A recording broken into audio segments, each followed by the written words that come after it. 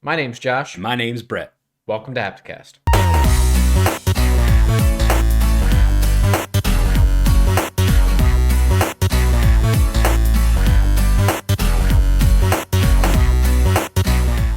What's up, everybody? Welcome to Hapticast, episode number 28. My name is Josh Toll, and I'm joined by my good friend, as always, Brett Roberts.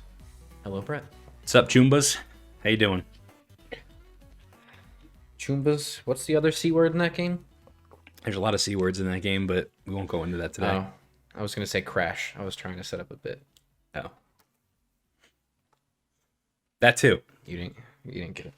My game has crashed so many times. That's true. Anyway, welcome to Hapticast, episode number 28, everybody.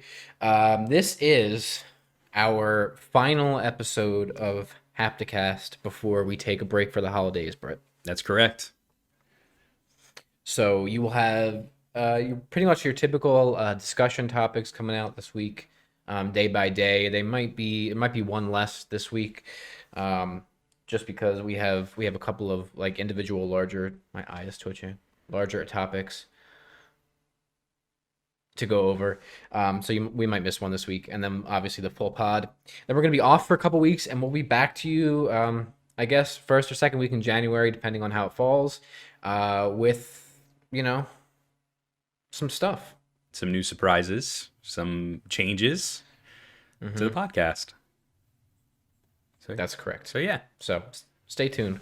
But anyway, today, what we got for you is obviously we're going to be talking about Cyberpunk again. Unfortunately. We have to talk about it. And none of it's good. It's all bad. It's a mess. It's just, okay? Josh, it's as the game has, it's been out, it's getting progressively worse for CD Projekt Red. And we're going to talk about that today.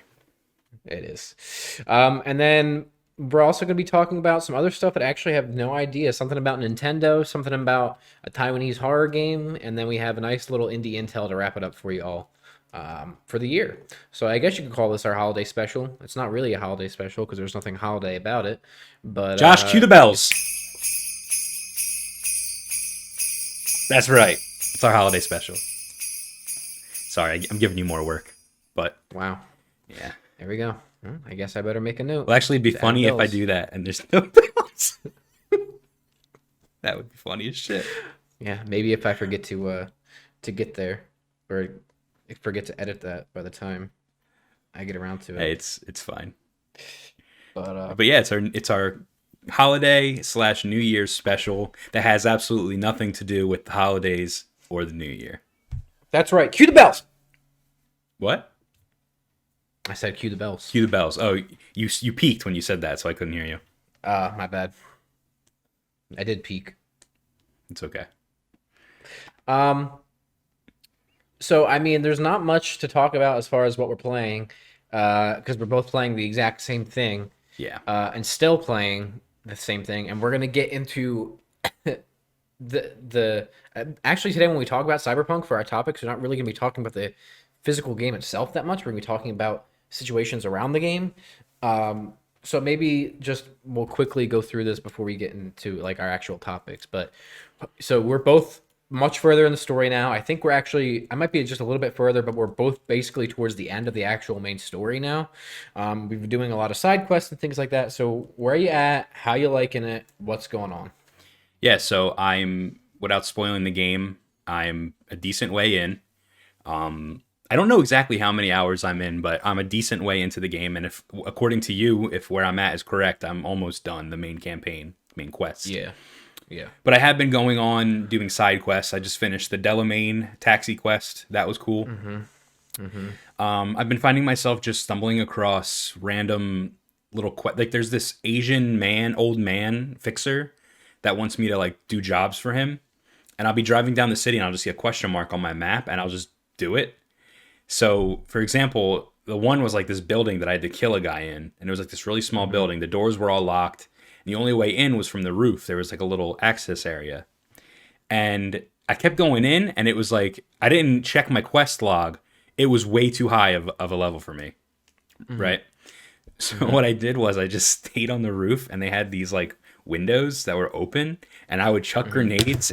Shit, it's through my pen. I would chuck grenades and cue the explosion sound effect. I would chuck grenades and snipe through the window and absolutely obliterate everybody. And I got like all this loot that I can't even use until I'm level 30. Oh, that's okay. I'm level 21. You're only level 21? Yeah. My man. So I got all this loot that was like way overpowered for me, but it was cool because I got a lot of experience for beating it, right? Yeah, I'm sure. So just stuff like that, just playing the game, hacking, which I don't really like hacking, but I've been doing it a lot more. Hacking and the combat. I have all these new abilities. I can jump really high.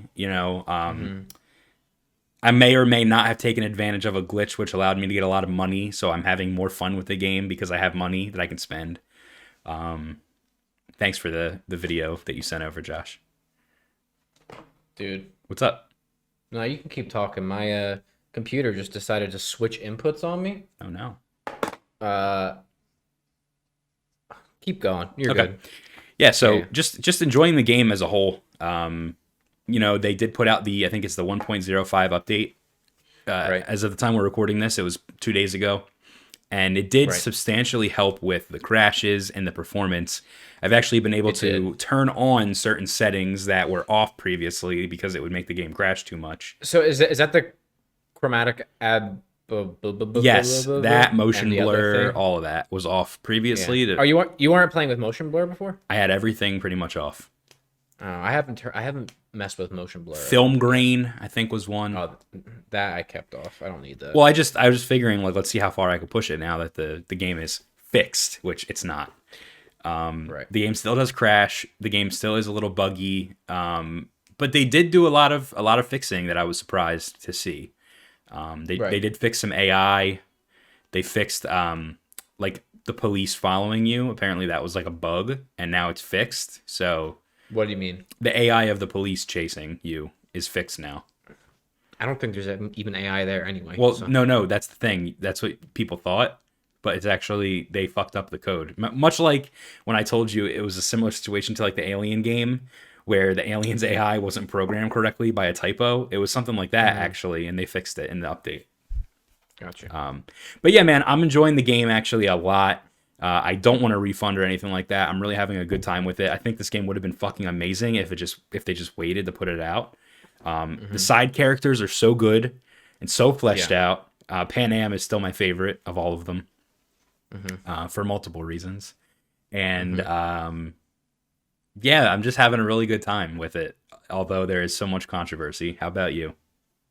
Yeah, no, I mean, same. Listen, there is underneath of all of the ridicule and legitimate problems and critiques that I have with the game and the company that made the game. I mean, underneath it all, there's actually, there's a fun game there. Like, I'm enjoying it. Yeah. I think the story is great, even though I think it's way too short for an RPG.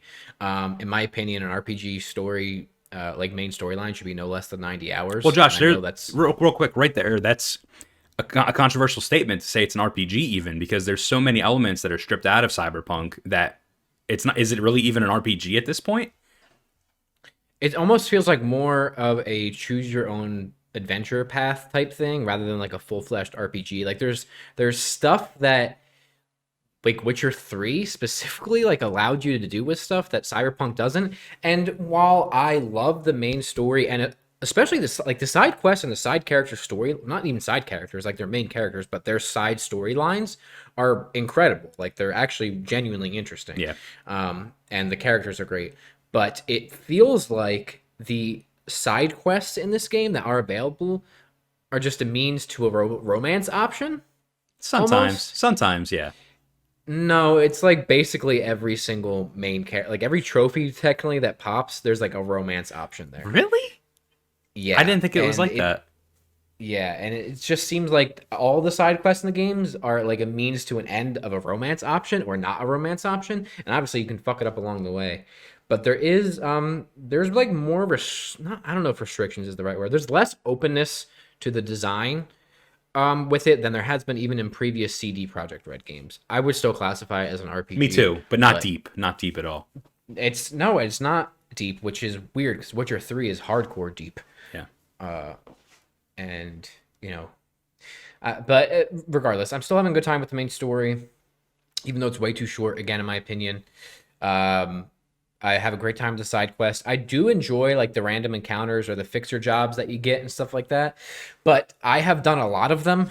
I'm like close to actually clearing most of the areas of at least the fixer jobs and those like NCPD whatever things. Like I've been basically just doing that. After you do it for a little bit, it's like, all right, it's the same 8 designs for these things, and I'm Yeah. like, Are those like I'm the over it. gigs? Yeah, They all yeah. seem very like. Why would you make buying a car a gig? That doesn't seem right for game. I don't know. I don't know either. It's so when after you and I still like enjoy some of them, like they're interesting, and some are way more fleshed out. Like each fixer in the game seems to have their own like little bit deeper specific quests of those gigs that actually lead to something or like a larger issue that kind of fans out a little bit. But the design with those gigs, it's like the same 8, it's like 7 or 8 different types of missions within those that all play out very similarly. And I'm even finding myself going into areas and doing them and be like, this layout is like so familiar to me. So after you do it a while, it's like, Yeah.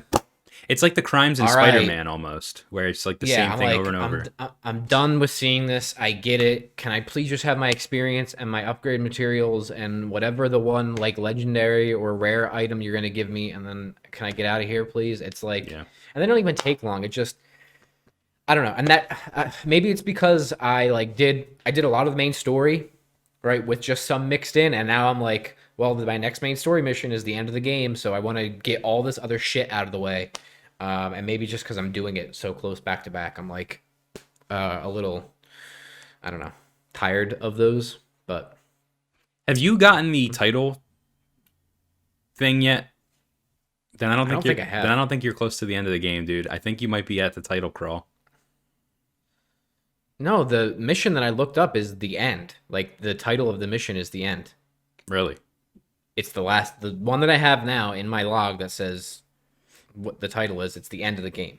See, I thought, but that's the thing, dude. Because someone said that like the title doesn't even show up for like hours in the game. But I Yeah, but never. I'm like, oh, I'm 55 hours into the game. Yeah, I haven't seen the title though, and neither have you. I don't think I have. No, but I looked up the title, the name of the quest, and it says like there's 3 acts basically, right? Yeah.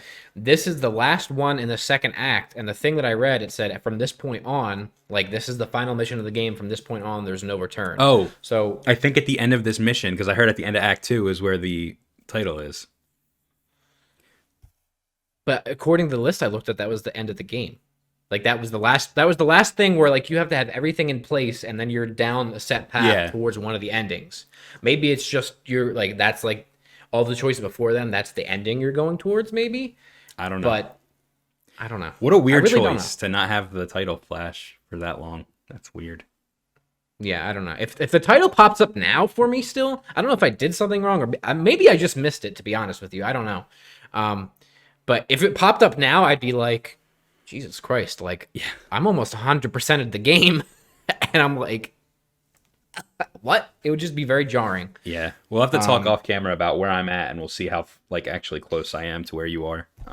yeah. I'm almost level. I think max street cred is 50, which I hit, and max level is 50 right now. I'm level 41 or 42 or something like that. I don't know. So yeah, you're like So 20 levels ahead of me.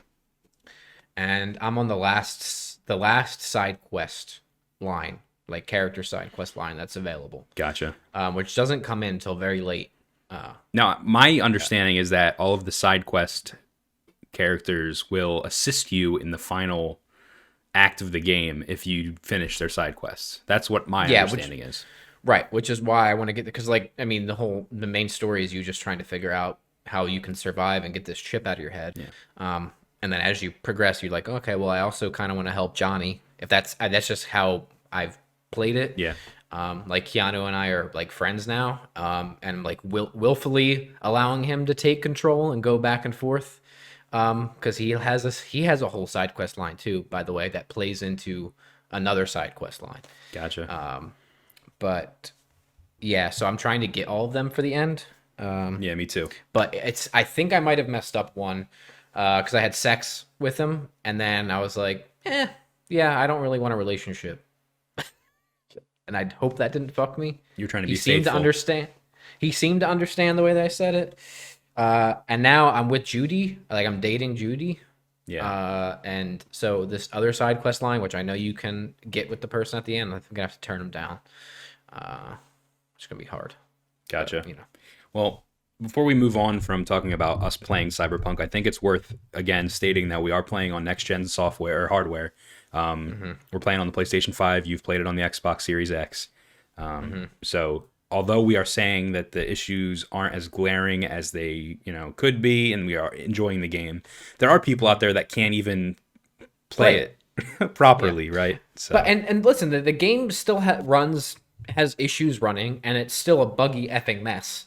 And it's no excuse. And I think there are a lot of features there that they talked about that are missing. yes, There are a lot of things that are not as fleshed out and clearly not to a level that I would expect this studio to produce, Yeah. and almost feel unfinished, or like, I think a perfect example is the brain dances in the game. Dude, there's so many brain dances that you can buy or purchase and acquire, but you can't play them. Even though you have a brain dance thing, you get in one of your first missions, you get a brain dance, like a personal brain dance viewer, right? And you have all these brain dances in the game that you get. There's a whole side quest line, by the way. It might not be a side quest, it might be one of those, like, not gigs, but like just a side job thing, whatever that pops up, that makes you have to play a brain dance. And you have the option to either play it on somebody else's machine or play it on your own machine. But you can't play it on your own machine because it's not a function in the game. There's no way that they put all of that in the game and like planned for you to not be able to watch them or use them. that's fucking abysmal. And like, so there's a lot of things like that. I'm like, there's something here that like should be, but it's not, Yeah. So Well, it's probably cut. yeah, probably. But regardless, I mean, it's a shame that it's not as good as it could be, but I'm still enjoying it. Yeah. So I don't want to take your topic here, but just a preface. So CD Projekt Red did offer, or they made a statement where they said, we will be offering refunds. Please, go to Sony and Microsoft or whatever retailer you got the game from, and you'll be able to get a refund. Now, Right. they did so without even asking Sony or Microsoft if they could do that. Right. And Josh, what happened there? What happened next? Yeah, so our first topic is all about Cyberpunk and the abysmality around it. So let's go through a little timeline, if you will. Okay. So you said that they made statements since the game runs so poorly on last gen machines specifically, and is buggy. Cyberpunk put out a statement, like you said, that they would be offer like that they can contact basically Sony, Microsoft, whoever to get a refund. Yeah. Right. And if they have a problem, to then contact CD Projekt Red themselves. So then, Brett, a couple days go by, and Sony puts out a statement. PlayStation puts out a statement, and this was on a date. I think this was December 18th. Yeah, it was a couple days ago. Yep. It's not listed here. It was a couple days ago. Anyway, Sony put out a statement. It says that Sony Interactive Entertainment strives to ensure a high level of customer satisfaction. Therefore, we will begin to offer full refunds for all gamers who have purchased Cyberpunk 2077 via the PlayStation Store. Now, this is after it came out that people were having a hard time getting refunds from PlayStation. As we know, PlayStation does not have the best customer service, and it is really hard to get a refund from them. On digital products, yeah. Right, especially for anything. And then they continue to say that they're removing Cyberpunk 2077 from the PlayStation Store until further notice. Now, this was huge. Yeah. That statement alone was huge. So I think you actually... I sent my computer it. just did it again. Hang on. The computer just effed up again. All right, we're good. I don't know what the hell's going on. So yeah, you sent it, and I read it, and I was like, oh, that's good. They're giving refunds. And then you read the line, and like, Sony Interactive Entertainment will be removing Cyberpunk 2077 from the PlayStation Store until further notice. I'm like, oh, wow, that's big. Like, whoa, wait, what? Yeah. What? When has a game ever been, like, unreleased from the PlayStation Store? Yeah, there's been many cases of titles being delisted because of, licensing, Right. stuff like that. PT, the Silent Hills demo was removed from the PlayStation Store. But this is like the first time that a major AAA game released and then was subsequently removed from a digital marketplace. Right. Which is begs the question, like, how did it get past approval? Then, because how did it go gold? Right? How did it get past approval? It went gold lit? in a really worse state than it is in now. So how did it get approved? Whatever. Bad. Well, that's the anyway. Hold on, that's a fun thing to explore. Is I saw a speculation that maybe CD Projekt Red was like, Sony was shitting on CD Projekt Red, like, yo, your game runs like shit. Now we have to give refunds. And then CD Projekt Red argued, like, you guys let it go past QA. And Sony was like, it's true. And then Sony was like, okay, bye. Just took the game off the shelf. Yeah. So they said, Sony, you can get a refund, okay, if you have it on PS4. Yep. Okay. Now, well, actually, if you bought it on the PlayStation Store in general. So anyway, you brought up a good point there, Brett, that so there was a conversation apparently. So Sony put out that statement, right? And then Cyberpunk responded. And they started off by, this is via Twitter, with their fucking stupid yellow and black bullshit release things. Yeah. I never want to see that color scheme again in my entire fucking life. That they said that they apologized for it. That they basically are sorry that they didn't allow people to see the game running on last gen consoles, and said that essentially they just didn't focus on it. They just didn't look at it. They just said, yeah, we didn't focus on it. We didn't make it a priority. That's the platform you're releasing the game on, dude. How do you not focus how your game runs on platforms that make up nearly 40% of the base that bought your game? It's the PlayStation 4 and Xbox One version of the game that we're playing on next gen. What do you mean? If they put out a next gen version of the game and then that was their argument, I'd be like, okay. But they're arguing that that they didn't focus on the last gen version of the game, which is the only version of the game. Right. Technically. Yeah, and anyway, so they talk about patches that are going to be coming up and blah, blah, blah, blah, blah. They ask people to wait, email them if they have issues with the refunds. But I'm looking for the specific one where they were like, oh, man, I lost it because my computer fucked up. What's that? The thing where they said they're still going to be supporting the game on PlayStation with updates?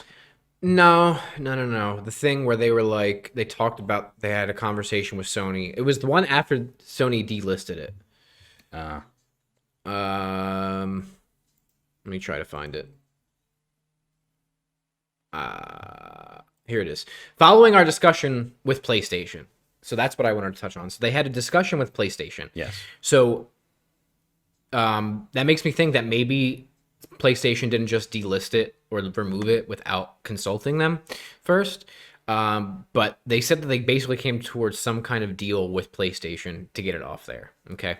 And obviously, if you still have the game on those systems and you don't want a refund, for any PlayStation Store purchases, it'll still be updated, which is something that we were worried about when it came out. Yeah. So it's interesting that the game has only been removed from the PlayStation Store digitally. Right. I believe, if I'm thinking correct, Josh, Cyberpunk 2077 was they had a marketing deal with Xbox. They did, yes. Okay. And the game was advertised as an Xbox game almost, but it came out on both, obviously, and PC. Right. Similar to like a Call of Duty situation with PlayStation. Yeah, and that doesn't mean anything except that, conversations were held with both parties, Xbox and CD Projekt Red, and there could have been, some buddy-buddiness there.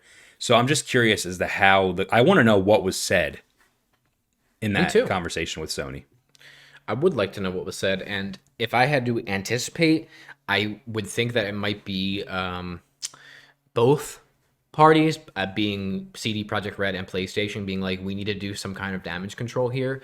We're going to take this off of our store because clearly it's not ready. We're going to offer refunds like you advertised, right? When the game is in a better state, you're going to have to resubmit it for approval or something. Well, yeah, but so that, Josh, but also the fact that Sony doesn't like giving refunds at all on digital products. They don't. They'll tell you. Really don't. They'll say this is a one-time courtesy. You know what I mean?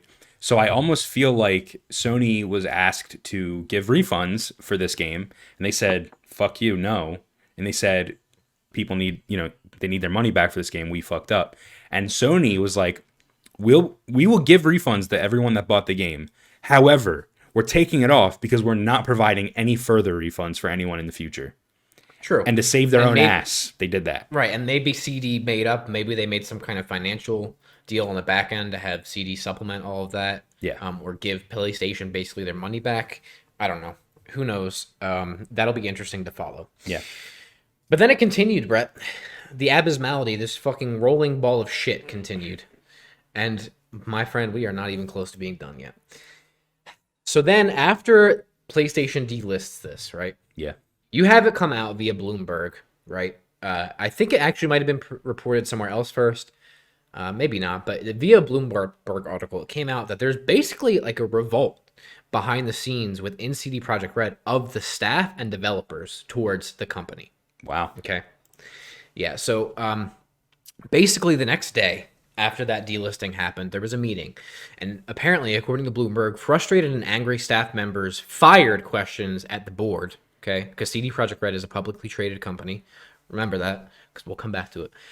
To their board during an internal video meeting Thursday. This is last week.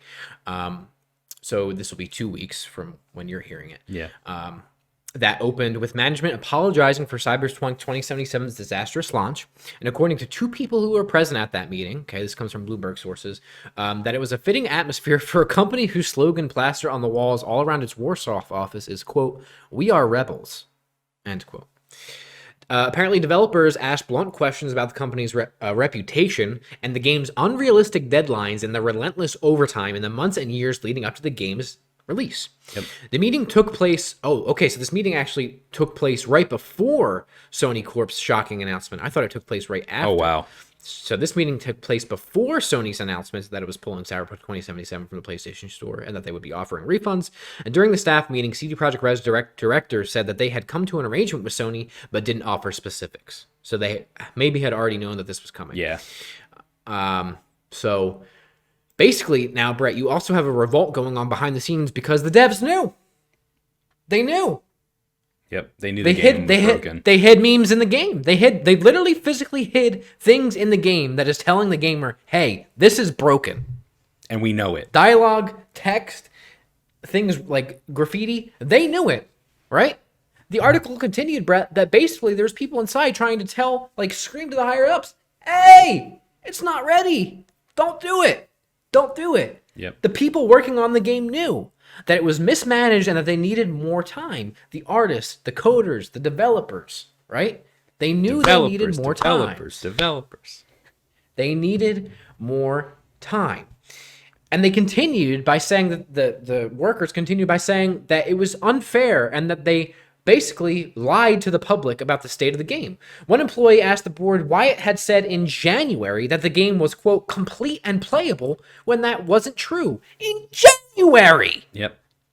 January! Look at the state the game's in now! It's not complete and playable now! A year Imagine later. how shitty it was in January! And Josh, didn't it come out? I don't see it on notes here. Didn't also information come out that said the game didn't even start actual development until 2016? That is accurate. Yeah, I don't have that. I don't remember where that was from, but I actually think maybe it was Jason Schreier who got information. It was. Yes, it was Jason Schreier. From an inside employee who we know Jason Schreier has connections with so many people in the He game straight up industry. just said, if anyone has any information and you want to speak out, my DMs are Send it open. to me. Yeah. Right. So yeah, and the game was announced in 2013, actually end of 2012, but in 2013. And that they started pre-production, but it didn't actually go into full development until 2016. What's happening? It didn't go into development fully until 2016. So the game was So in development. you announced release dates with a development window of like a little under 3 years or just over 3 years initially for a game that size? No. You guys have made games before. You know how long they take. 4 years is not enough for that game, which is why we were all so dumbfounded when the game came out that we thought was in development for double that time, and really, it was not. Yep. How can you make those promises? No wonder you fucking mandated your workers to crunch. It certainly makes a lot more sense, the state of the game. Dude, bad. Anyway. So let's continue, Brett. Oh, God, there's more.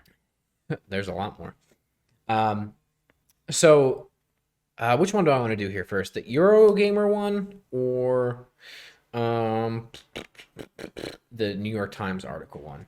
Let's me do the New York Times article one first, and then I'll go back to the I think one. The Eurogamer one's the newer one, I think. Yeah, so the New York Times, there's a New York Times article that came out, and this is from just a couple days ago, December 19th, so literally yesterday from when we're recording this. And basically, there's a website called Glassdoor, so this continues with the staff side of it. Yeah.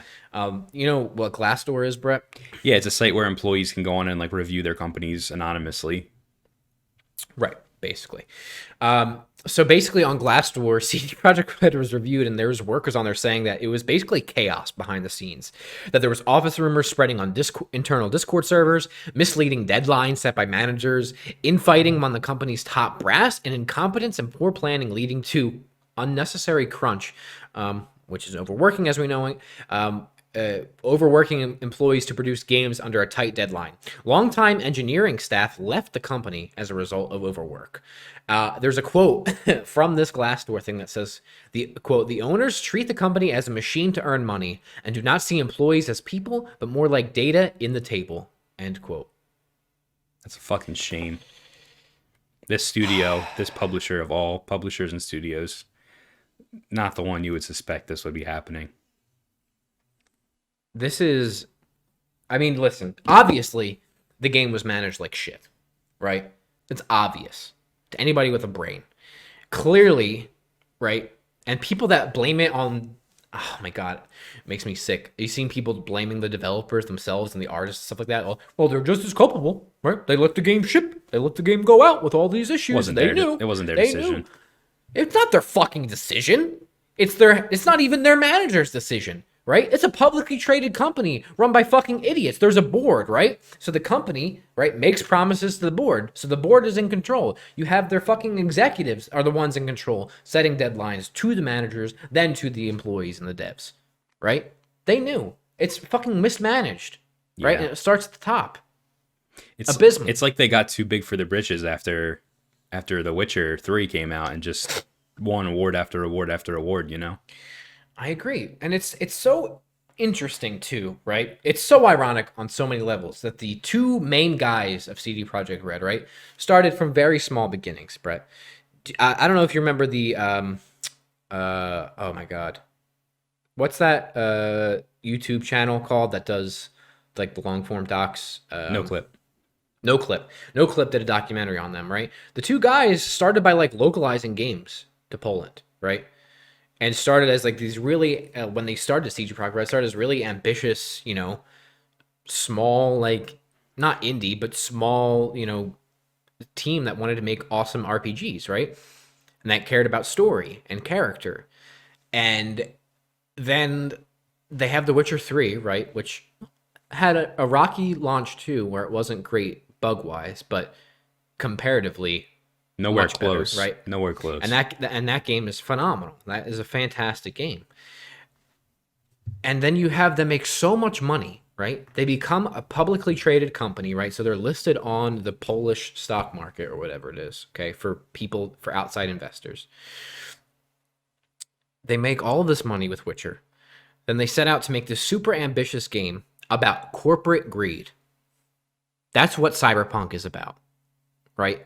It's all the side effect of corporate greed. Yep. And boy, would you know it, that's exactly what the game is about. Not just in the actual game itself, but in its development, too. That's right. Bitter irony. And then the last point here, Brett. So we've talked about it a little bit.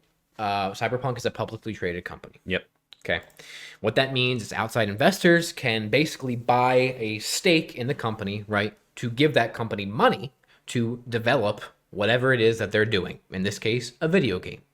When you do that, when you become a publicly traded company and people buy into your company, buy shares of your company, you have to make them promises of why they should keep their money in your company. Yep. Right? Because the company therefore uses that money to develop it, right? It's an investment from the investors so that company can make whatever it is that they have promised to the investors.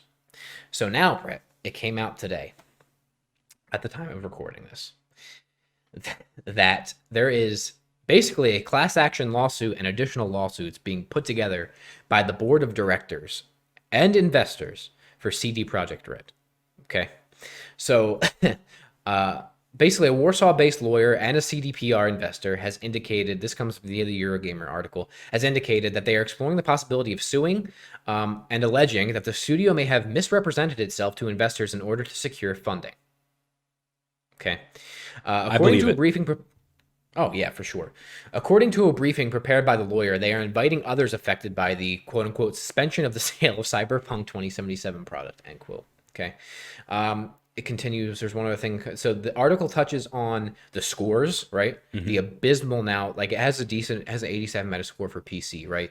But like, but PS4 and Xbox One versions like a 55. User scores are like a 3.2 for PS4 and a 4.4 for Xbox One. It does continue to say that CD Projekt Red bosses have told that the staff and the developers that they will get their full bonuses despite CDPR's or Cyberpunk's rocky launch, which is good, and that the executives are taking responsibility for the state of the game, and that's accurate. Yeah, I mean that's pretty much what I want to say from the article. But what I want to discuss with that article, Brett, is people are saying that's it. You know, CD Projekt Red's done. They get sued by their investors and their board. That's it. They're done. And I think that's a little misleading. I think it's twofold though, right? If you get sued by your investors and your board of directors, I do not know what Polish like finance law is, right? I don't know what their laws are. I don't think anyone expects you to. But in the United States, if that happened, you would basically, best case scenario, would have to pay back the money that the investors gave you, minimum, right? Yeah. And then probably some damages. In this case, this is a relatively newer publicly traded company. Not only would you have to pay the investors back, you would probably have to sue or pay them back for damages, right? And I don't know, we've never seen this before where a project's been released and then not only do the people that are like the middlemen, so like PlayStation in this case, have to issue refunds. I am really assuming that CDPR has to pick up that slack and pay that money back, right? So that 100% profit they made on day one, that's absolutely gone. Yeah, that's absolutely gone. Not only do they have to pay investors back, they still have to pay those huge bonuses to their employees, which I think they deserve, by the way. Absolutely. But they also have to pay back the consumers, right? So after all of that, I guarantee their board is gone, right? Their board is going to step down. This is a mess. All of their investors are gone. The fucking company's stock price is gone, right? They're going to be in financial turmoil from this. Yeah. Okay? I don't think that necessarily means they're going to close down their doors. I think it means they're going to downsize. I think it means that they're going to analyze some things as a company. Maybe it means they delist themselves from the stock market.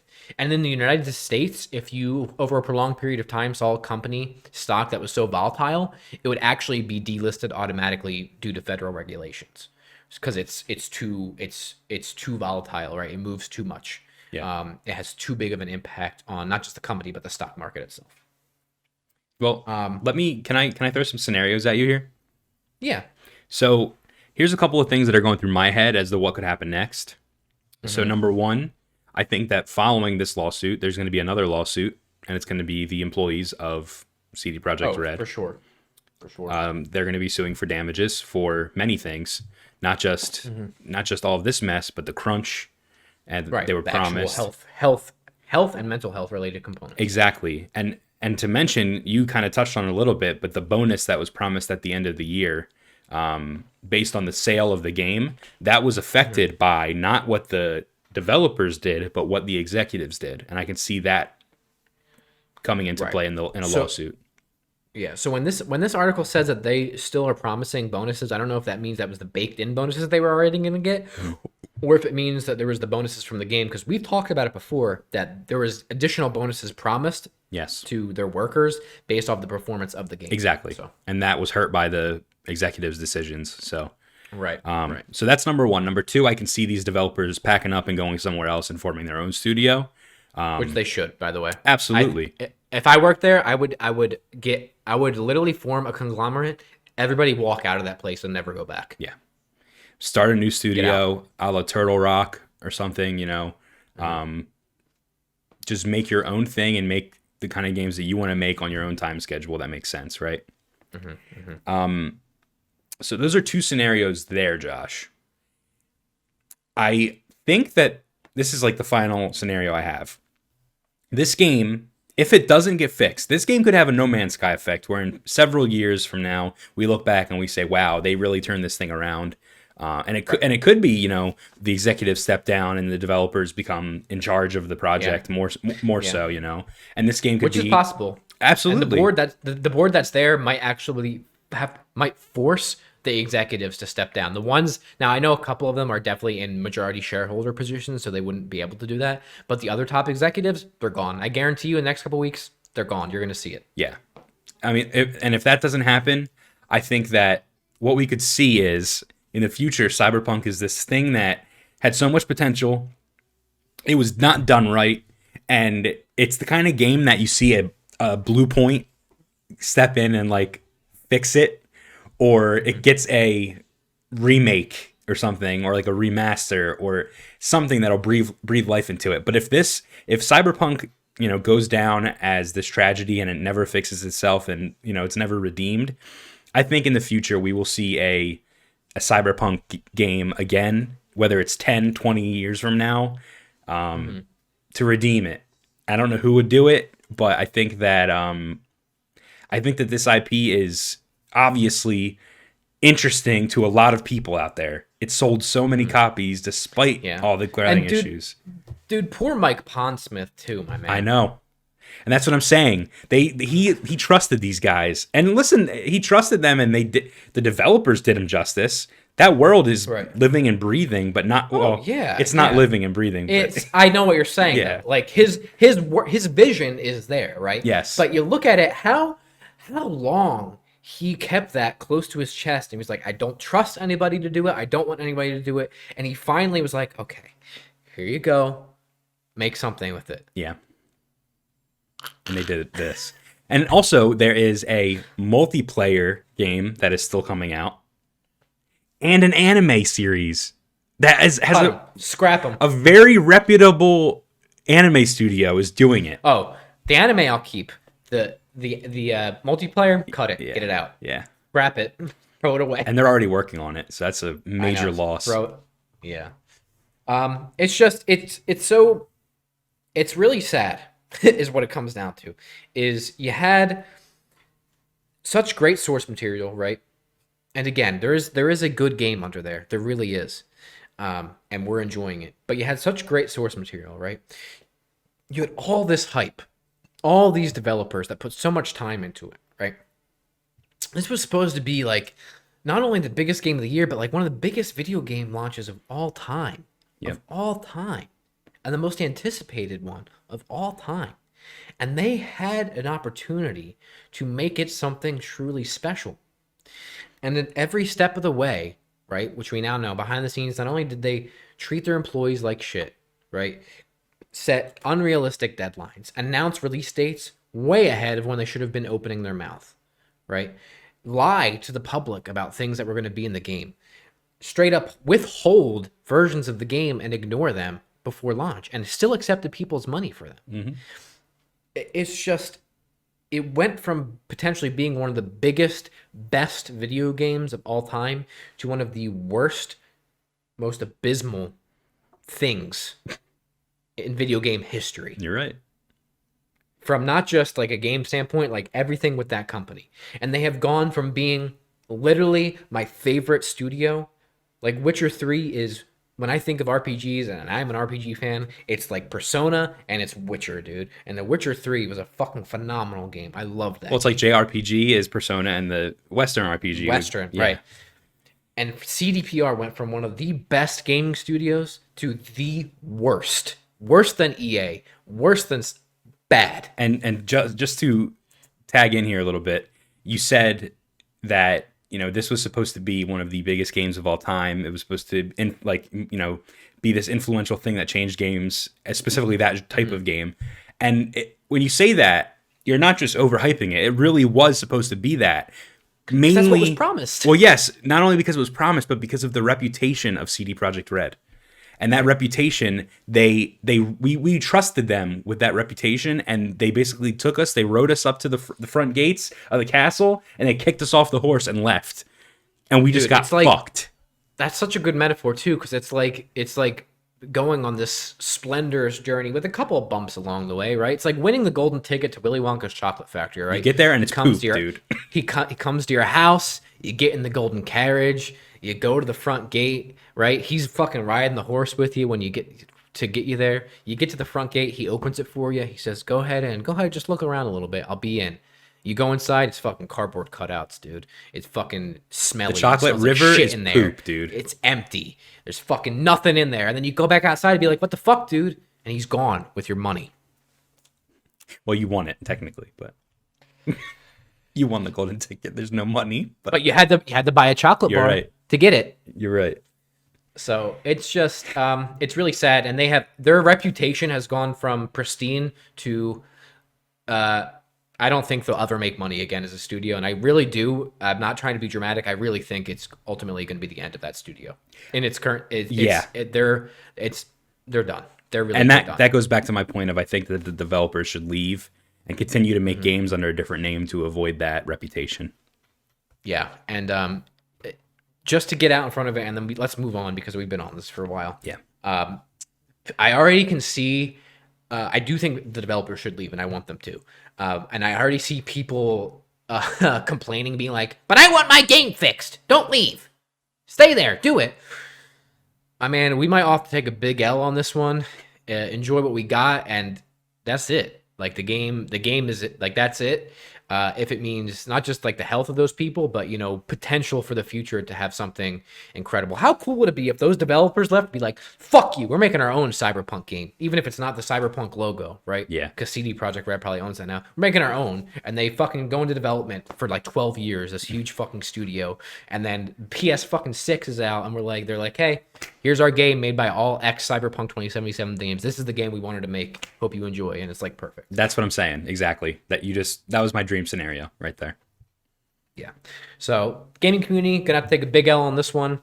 Cyberpunk or CD Projekt Red is the big L. They're the big pile of shit, and that's it. All right. Well, let's move on to something that's also shit. So. Oh no.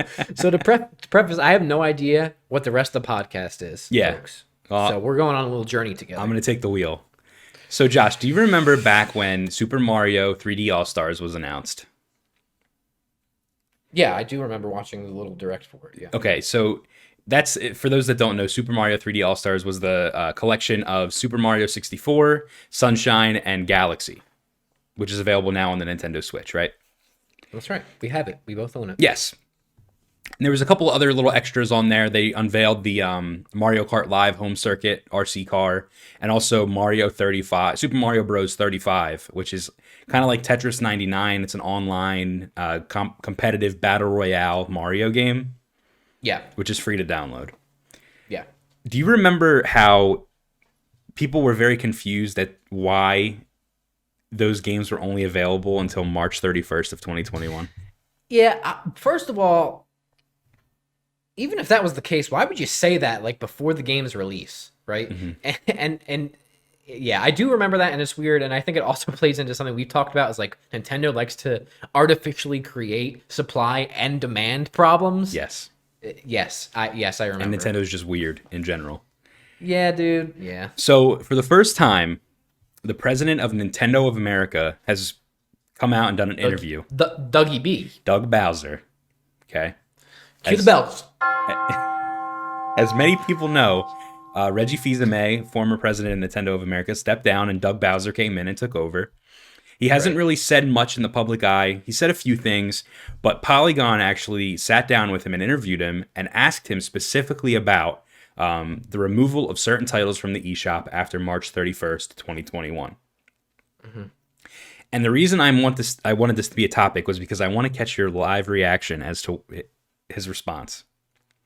Okay, so I did not read this interview. I did not know it took place, and I don't know what he says. So this is actually interesting. Okay, so Doug Bowser said, Dougie B. when asked why Nintendo was going to be using this vaulting strategy where they put the game into the vault, right? Right. Like Disney. Exactly. He replied, "Yeah, I think I use a simple word, celebration. This is a celebration of Mario's 35th anniversary, and we wanted to celebrate in unique and different ways, and we've done that through games like Super Mario 3D All-Stars, or we will be doing that for future releases, such as Super Mario 3D World and Bowser's Fury, which is a DLC that's coming with Super Mario 3D World." Bowser also says that there are various other ways in which they're celebrating too, with releases like Mario Kart Live, Home Circuit, but that with some of these titles, we felt it was an opportunity to release them for a limited period of time. They've done very, very well. Super Mario 3D All-Stars has sold over 2.6 million units in the US alone. He later clarifies that it's not a strategy that we're going to be using widely. So, take that in for a second and tell me that this doesn't just come off as it's a marketing strategy. We were trying to increase demand. We wanted people to buy this. We wanted to sell units. So we basically made it only available for a limited period of time. That's exactly what it sounds like. He says, yeah, we made this marketing strategy to have this obscure fucking proprietary event so only certain people could buy it. And then if you want to discover it years down the line, oh well, it's a celebration. Yay. Exactly. Dude, Doug Bowser sounds like literally the dumbest fucking executive I've heard of in my entire life.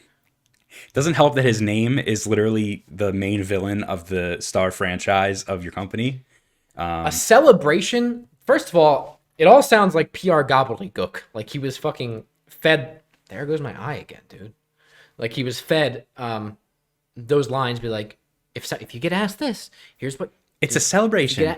If you get asked this is what you have to say. Here's the fuzzy, nice PR marketing words that you're going to use. Yeah. Dude, come on.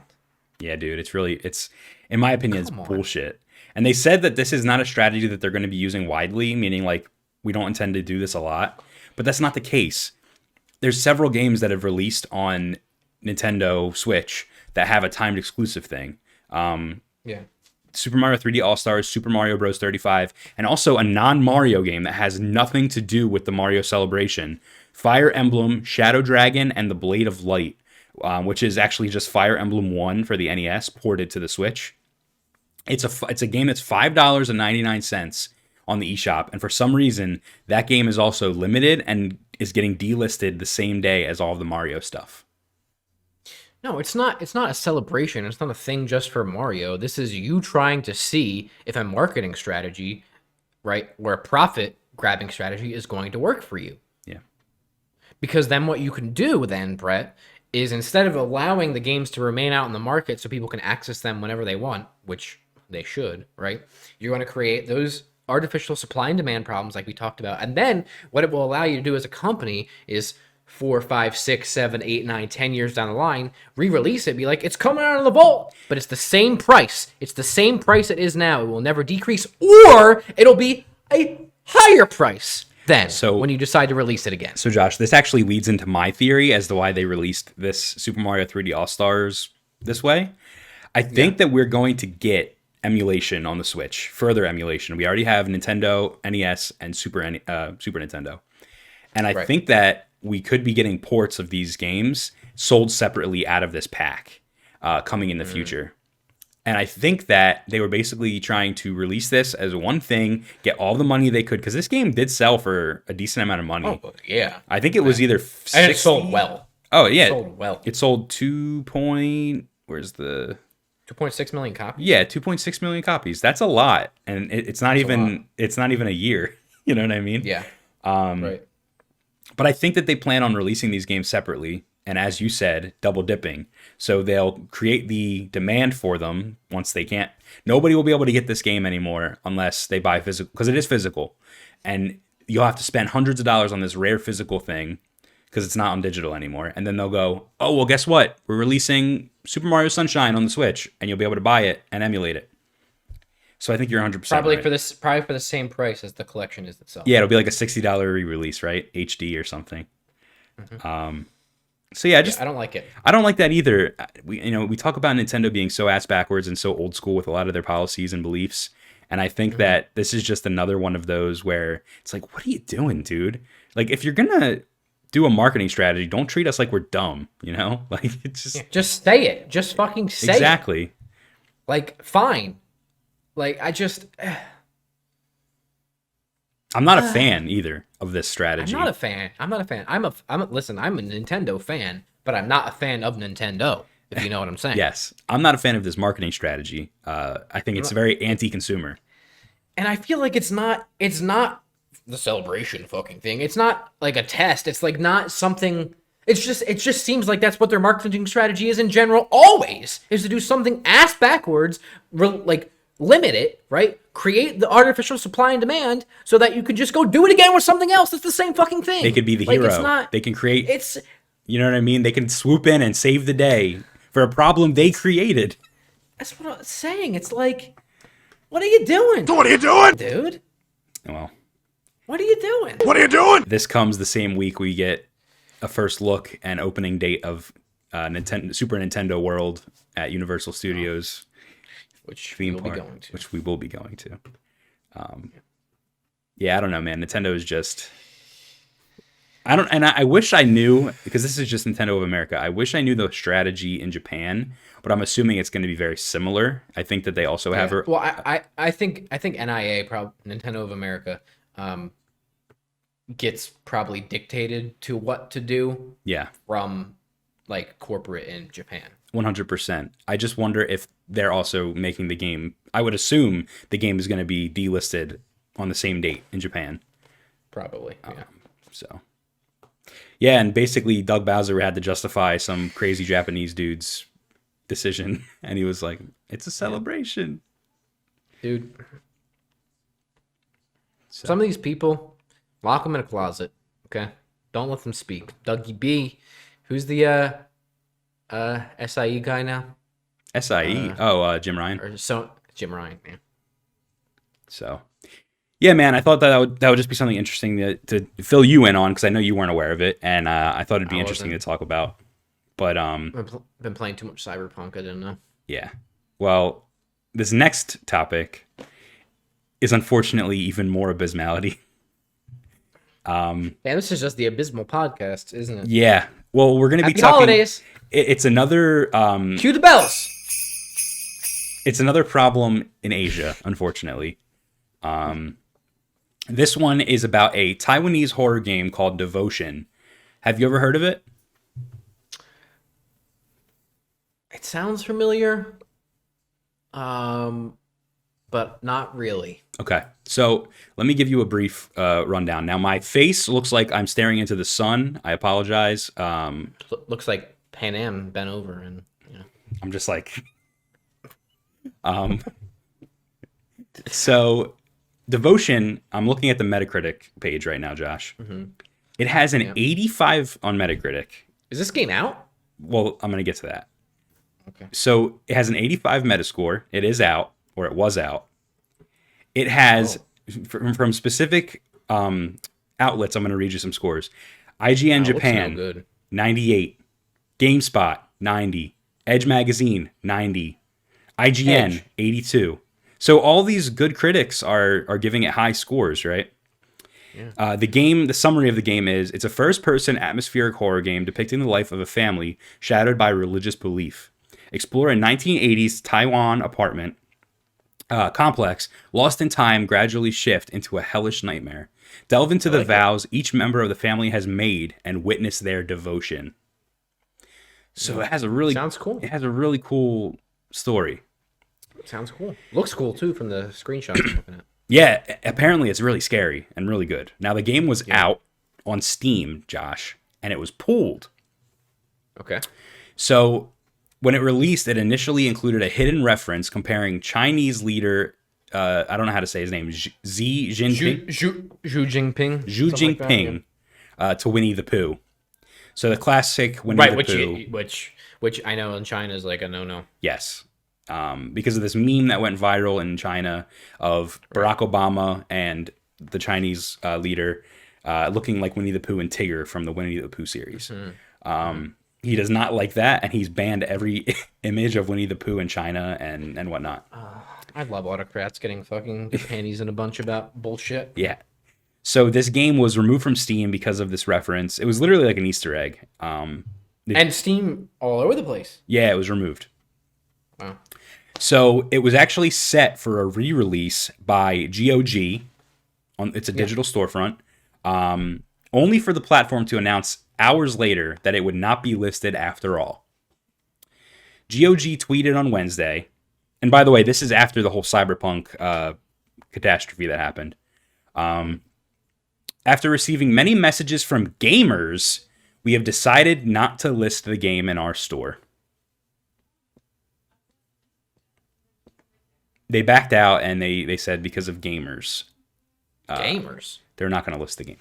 So Red Candle Games, the developer of the game, they said, "Hi, we are Red Candle Games. Though regretful, but we are willing to understand and respect GOG's decision." Broken English there. For the players looking forward to Devotion's re-release, please accept our most sincere apology. This is a difficult predicament to overcome, but we won't stop striving. Oh, so the decision to not release it on GOG was made by GOG. Yes.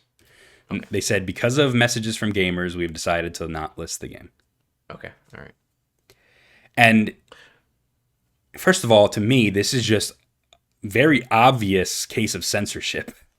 And catering to shouldn't have happened in the first place. No, right. And it's catering to one dictatorship, if you will.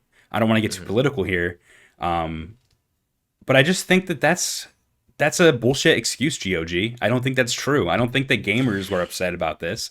I think First of all, go ahead. No, I was gonna say I think that it's bullshit to say that it was the gamers that were messaging because it was very clearly the government or something saying Chinese government, we're not going to make deals with you. We're not going to allow you to release games in China, or we're not going to, you know what I mean? Right. So well, first of all, what does GOG classify as gamers, right? I don't know. What are gamers? I assume they mean their customers. And what? All of them? The backlash was so monumental that they decided to not release it? They just said, after receiving many messages from gamers, we have decided not to list the game. Yeah, no. So if either China created bots to do that, or... Ooh, that's actually a good point. I did not think of that. Or more likely, the Chinese government was like, hey, you're going to be delisted, you're not going to be able to release games in China, which is a huge market. If you do this. If I was GOG, I would have said, hey, fuck you, China. I don't care. And done it anyway. This is another very anti-consumer decision. Yeah, well, China is anti-consumer, Brett. Their entire, releasing games in China is abysmal. They have abysmal censorship issues. Their fucking leader, just like the United States leader, is a big baby crybaby bitch and is disgusting. And don't forget, there were riots in China until the coronavirus. The riots wouldn't have stopped unless this virus broke out. You know what I mean? So there's political unrest in China right now, still to this day. Has been. Yeah, it has been. And for in Hong Kong and Beijing specifically, Hong Kong for the freedom basically from the Chinese communist stuff and whatever. Anyway, more likely than not, the Chinese government probably put pressure on them to do so. First of all, I find this to be bullshit on many levels. Like you said, censorship, which we're both vehemently against. Yeah. And it's abysmal in all forms. This is like if a game that someone made in America had an Easter egg where Trump had a diaper on with poop in it, and he was like, you can't release that game in Russia. It makes me look bad or something. You know what I mean? Right. And luckily in America, it wouldn't matter. No. It would get released anyway. Yeah. But... Yeah, I have a large problem with this. First of all, on whoever put pressure on them to do that, and to play devil's advocate, if it was really gamers, those gamers should go fuck themselves. And also, I think that sets a dangerous precedent too, and I don't like that GOG did this. And Neither it do I. makes me want to not use their platform anymore. Yeah, I honestly don't know what has happened since, except that the game is still not going to be listed. Like, I don't know if they've made any further statements. I don't think they have. Now, can they re-release it on Steam now? If they took out whatever, or did they not take it out, and that's why? It's a great I question. guess they didn't take it out. They shouldn't take it out, Well, first of all. But first of all, they shouldn't have to take it out. But I do think they did, and it still wasn't allowed to be released. Oh, bother. that's a shame because obviously it's made by a smaller studio who is probably hurting from like it was like that's it seems like to me like that description was like a oh like this is a great game for streamers or like gaming YouTubers, right? Things like that would bring traffic to that game and lead to sales and stuff like that. And it was until it was taken down. Right. So now you're hurting the smaller studio. So that's bullshit. And so also somebody it was also a game with like a really deep message, like a really unique take on religion and, almost anti-religion. Right, but let's worry about the one Easter egg about fucking Sushi Poogie in a fucking diaper, dude. And I think what should happen is there should be some other platform, like some other company distributor that should pick it up and release it. And I think it should be somebody big, like PlayStation, like Xbox, EA, Ubisoft. Somebody should pick it up and be like, hey, we got you. We'll pay for distribution again. Let's make a deal. Here you go. I feel like Sony would be too afraid to do it, but I think that like Phil Spencer would totally just be like, yeah, let's do it. Yeah. But yeah, I mean, we talk about this a lot where games are art, right? You don't censor art. So right. These guys should be able to do whatever they want, especially with it's almost ironic the kind of game it was, and it gets banned because of censorship, It's a little ridiculous. So yeah, it's bad. It's very bad. So yeah, we'll keep everybody updated if the game finally does get released. Maybe we'll do an indie intel on it or something. I actually was kicking around the idea of making this the indie intel, but because it's a game that the future of it is so bleak and we don't know whether or not it's actually going to be released, I didn't. Right. There's no direct way to support it right now. Exactly. So yeah, man, that's Devotion. Check out some gameplay stuff on YouTube. You can actually, if you type in the Devotion Winnie the Pooh or whatever Easter egg, you can see images and videos of it. It's like not even really on the nose. It's actually kind of hard to see what it's not like a picture of Winnie the Pooh. You know what I mean? It's a little more hard to understand than that. Yeah. But so yeah, from one indie game to another. My children, I offer you the opportunity to reclaim your past lives. Join me here on my island of Waki Waki. Compete in my tournament, the Battle Bowl. Win and receive the secret recipe, and thus your truest desires. A game being released by someone in Jacksonville, Florida. First time we're doing America for Indie Intel. That's right, Brett. So Josh, what are we talking about? We're going to be talking about Cereal Killaz, which is a 2D fighting game with a Z. My face is also just getting absolutely blown out again. That's all right. It's a 2D fighting game. It was on Indiegogo, but as of the recording of this, it has been taken down. Now, let me explain why. So what is Cereal Killaz? As I said, it's a 2D fighting game, but the draw, Josh, is that all of the characters are cereal mascots. So yes. Tony the Tiger, Lucky from Lucky Charms, Count Chocula. So all of these unique characters that we've grown to love from advertising as kids, with this really awesome, almost anime art style, all of them coming together for this fighting game tournament, right? The game was on Indiegogo, as I said, until a private funder stepped in and said, I'm going to fund the whole fucking thing. and he funded for this demo to be built. And all of the backers of the game that were already backing it will be getting the build of the demo, the beta, and become beta testers. But unfortunately, there's no way to directly back this project, but you can follow them on social media. You could follow them on, Indiegogo. You can still follow the campaign, and you'll be able to see, the updates of the game. I actually follow the artist. His name is either Michael or Mikhail Dingle. Yeah. And I follow him or his artist on Instagram, and I've been following him for quite a while as he's been developing these characters, specifically the Tony the Tiger and the Lucky.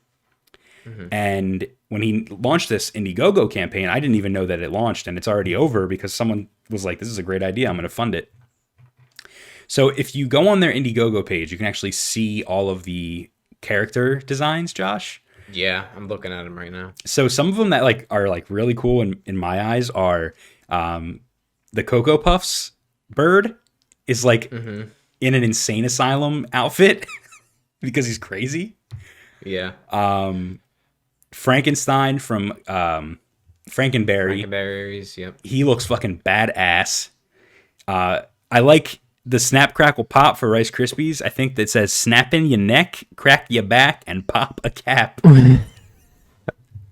So, these... Oh my god, the fucking rabbit, dude, for tricks. Yeah, he just looks fucking slick. He's yo-yos on his hands. Yeah, this is cool, man. This is right up our alley, and it's silly. Just awesome. It's really silly. Even so, for example, the health bars in the game are like spoons. You know what I mean? Yeah. The arenas that you're fighting in have spoons and shit. Let me see if I can find the name of the artist. Because if there's lead animator here. Well, that's not the background artist, lead animator, programmer, project lead. Yes. I'm trying to figure out which one I follow. But regardless, I've been following this for a while, and I'm glad to see it's finally picking up some steam. The gameplay trailer shows some cutscenes, too. And the cutscenes are super anime, dude. It looks like badass. Yeah. Obviously, we're huge fans of anime, so it's something that is up our alley. I'm looking here. They have some stretch goals, but again, it doesn't matter because their writer worked on titles published by Ubisoft, Devolver Digital, and Choice Games. So this guy has worked in he knows what he's doing. The realm before, and now is going indie, which is great. This is cool. Small team. Again, 5 people. Love it. Yeah, absolutely. So yeah, I just wanted to bring this to everyone's attention. I really love the art style. I really love the concept of just these characters because, listen, my biggest fear when I was watching this be developed through my Instagram was they're going to get hit with a cease and desist by every one of these companies, Kellogg's, all of them. But it seems like they changed the design enough and they're being tongue-in-cheek enough that they're going to be okay. Yeah, I think it's fine. I'm pretty sure the antagonist of the game, his name is Dr. K. His name is Kellogg's or something. Yeah. So they even gave backstory to some of the characters. So Tony the Tiger, his name is Terror T. And he was a soldier in the Vietnam War that almost lost his life. And they used a DNA of a tiger to bring him back to life. And now he's coming to the island to fight for the secret recipe. It's fucking insane, right? It's cool. But it's really, really cool. So hopefully you throw some examples of it up on the screen while we're talking. I will. Show it off. But yeah, man, I'm really excited to see where this goes. Go give them a follow on Twitter and Instagram and all that. Yeah, Cereal Killaz. Check it out. That's right. All right. Well, my friend, that brings us to the end of our last podcast of the year that was 2020. Hit the bells! Because this is our holiday New Year special. That's right. So yeah. Thank you everybody for watching. Again, this is our last podcast of the year. And then we'll be back with you after the new year. With some exciting stuff, so you will not want to miss that. What you have anything you want to say, Brett? Yeah, I want to say thank you everybody for continuing to follow us and watch our content as this year has developed. We started our channel in 2013, and 2012 maybe. And, you know, we've had a couple of stops and starts and stops and starts. And I think that we finally hit our groove, and this virtual format is a lot easier to film in. And I hope you guys enjoy, and I hope you guys stick around and, you know, watch, subscribe, and do all that good stuff. And hopefully we can, you know, do something cool for you and bring you content that you like and you love. As Josh said, we have some surprises for the new year, stuff coming up. Maybe we'll have a couple teasers before the new year. Maybe I'll put something together to tease our little concept that we have. But yeah, that's it. Happy holidays and Happy New Year. Anything you want to add? No, it's just that it was fun. We've been back for what now? Couple of months, yeah. It's crazy. I don't even know. Time flies. Yeah, it does fly. But yeah, no, that's it. Happy holidays, everybody. Enjoy time either alone or in small gatherings with family if you're going to do that. Stay safe, stay healthy. Get those vaccines when they come. Stick them right into your mouth and suck down the juice, you know? And yeah, that's it. Thanks for watching. See you guys later. Thanks for checking out this episode of Hapticast. Make sure you like, comment, and subscribe to Haptic Intel. Thanks for watching.